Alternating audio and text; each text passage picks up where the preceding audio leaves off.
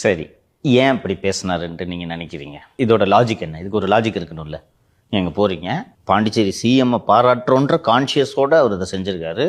They are friends also. இந்த லைனில் speech இந்த வாசகங்களோடு எழுதியதன் காரணம் என்ன என்று நினைக்கிறீர்கள்? பிளாஸ்ட்டு பல விமர்சனங்களை சந்தித்ததன் காரணம். No, why Rangasamy needs to be appreciated. அங்கே கூட்டணி கணக்கு போட்டு புதுச்சேரியில் எப்படியாவது ஆட்சியை பிடிக்கணும். எஸ், ரங்கசாமியோடு இணைந்து தாவேக்க என்ஆர் காங்கிரஸ், என்ஆர் சிஎம், புசி டெபுட்டி சிஎம் கட்சி ஆரம்பிச்சு 3 வருஷத்துல அதிமுக ஆட்சியை பிடித்தது என்று பெருமையோடு சொன்னாரா?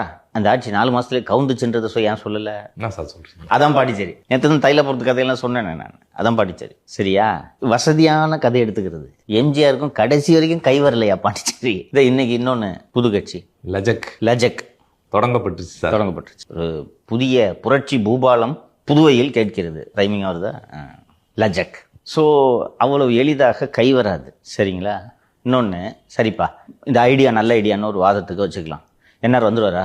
எனக்கு நேற்று செய்தியாளர் சந்திப்பில் அவர்கிட்ட கேட்டாங்க, என்னங்க உங்களை வந்து நல்லா ஆட்சி பண்ணுறீங்க அப்படின்னு சொல்லிட்டு விஜய் அவர்கள் புகழ்ந்து பேசியிருக்காரு அப்படின்னு சொல்லிட்டு ரங்கசாமி அவர்கிட்ட கேட்குறாங்க. நன்றி கிளம்பிட்டார் சார். ஏன் இருந்து சொல்ல வேண்டியது தானே? அவரும் அங்கே ஒன்றும் சந்தோஷமாக ஆட்சி பண்ணல.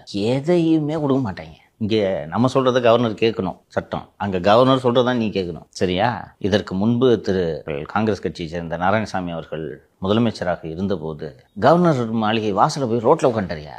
தம்மா என்ன கிரண்பேடின்னு ஒரு அதிகாரி, தம்மா என்ன ஆட்சியை நடத்த விட மாட்டேங்குது, என்ன விட்டுருங்க, என்னால் முடியலங்க, ஜனங்க எனக்கு ஓட்டு போட்டிருக்கு, நான் என்னங்க ஜனங்களுக்கு ஏதாவது செய்யறதா இல்லையா, எல்லா ஃபைலையும் கட்டி வச்சிருந்தேன், நான் என்ன தாங்க பண்ணுறது?